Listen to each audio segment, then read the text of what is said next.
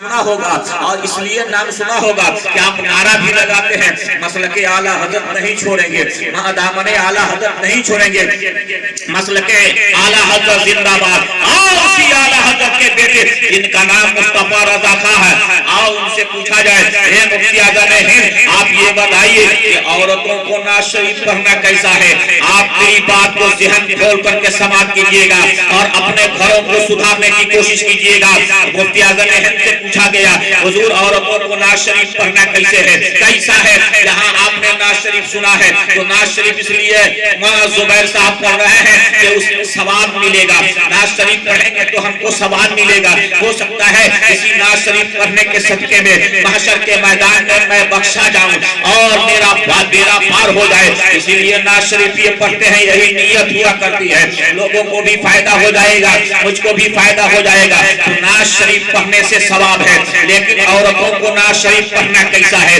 غور سے ذرا سنیے گا تو حضور مفتی اعظم ہند نے جواب دیا تھا۔ آپ فرماتے ہیں عورتوں کو نعت شریف پڑھنا کو جائز ہے، مگر کب ان کی آواز غیروں کے کانوں میں نہ جائے۔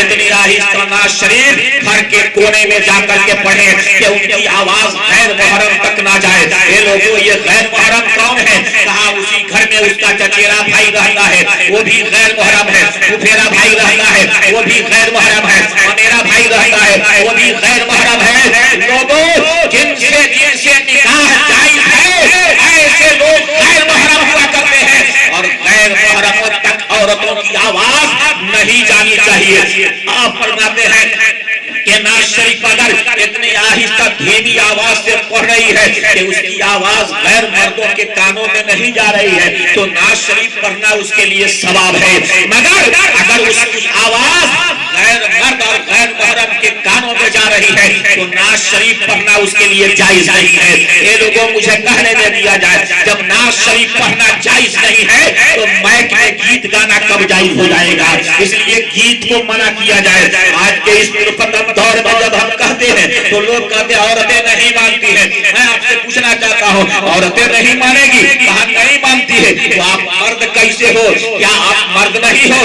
ارے اللہ تبارک و تعالیٰ نے مردوں کو حاکم بنایا ہے، عورتوں کو محکوم بنایا ہے۔ عورت مرد کا آج کے اس دور میں ایسا ہو گیا ہے کہ 80% گھر کو جب ہم دیکھتے ہیں تو وہاں گھر میں عورت ہی مالک بن بیٹھی ہوئی ہے۔ اللہ نے مالک بنایا مردوں کو، اللہ نے مالک بنایا مرد کو، اللہ تبارک و تعالیٰ نے حاکم بنایا مرد کو، مگر ہم نے کیا کیا؟ اپنی عورت کو حاکم بنا دیا ہے، اپنی عورت کو گھر کا مالک بنا دیا ہے۔ بولو اللہ کا نظام جو ہے کہ مرد حاکم ہے اس کا برعکس اس کا الٹا ہم کر رہے ہیں کہ عورتوں کو گارجین بنا دیے ہیں، تو بولو گھر کا ماحول بگڑے گا کہ نہیں بگڑے گا؟ آج تقریباً اکثر گھروں کا ماحول صرف اس لیے بگڑ رہا ہے کہ طریقے مصطفیٰ سے ہٹ کر کے ہم ورک کر رہے ہیں، شریعت مطالعہ سے ہٹ کر کے ہم زندگی گزار رہے ہیں، طریقے مصطفیٰ سے ہٹ کر کے ہم اپنا وقت گزار رہے ہیں۔ یہی وجہ ہے کہ ہر گھر کا ماحول بگڑتا جا رہا ہے۔ یاد رکھو اگر تمہارے ہاتھ میں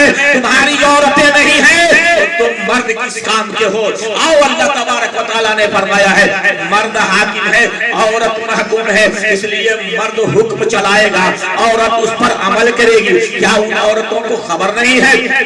کیا ان عورتوں کو معلوم نہیں ہے کہ شوہر کا مقام کتنا اونچا ہے؟ معلوم ہے پیغمبر اسلام نے فرما دیا ہے، آقا فرماتے ہیں سنو، آقا نے فرمایا ہے کہ اگر